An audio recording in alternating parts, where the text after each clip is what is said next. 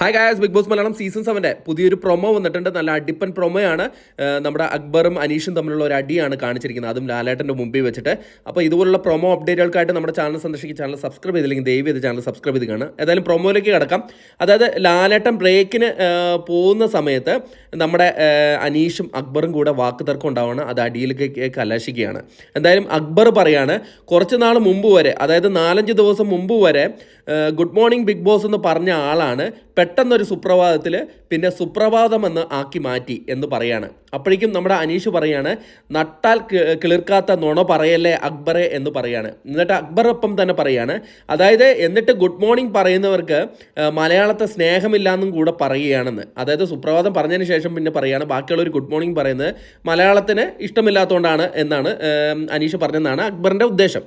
അപ്പോഴേക്കും നമ്മുടെ അനീഷ് പറയുകയാണ്, നീ ചുമ്മാതെ ഓരോന്ന് പറയരുത്, ഞാൻ പറയാത്ത കാര്യങ്ങൾ പറയരുത് എന്ന് അനീഷ് പറയുന്നുണ്ട്. എന്നിട്ട് പറയാണ്, അക്ബറെ ഇത് നിൻ്റെ സംസ്കാരമാണ് എന്ന് കൂടെ പറയുകയാണ്. അപ്പോഴേക്കും ലാലേട്ടൻ ബ്രേക്ക് കഴിഞ്ഞ് വരികയാണ്. ബ്രേക്ക് കഴിഞ്ഞ് വരുമ്പോഴേക്കും എന്താ പ്രശ്നം എന്നൊക്കെ പറഞ്ഞിട്ട് ഈ ചെവിയിൽ ഇങ്ങനെ പിടിക്കുകയാണ്. എനിക്ക് തോന്നുന്നു ഇവർ നമ്മുടെ അടികാരനായിരിക്കും.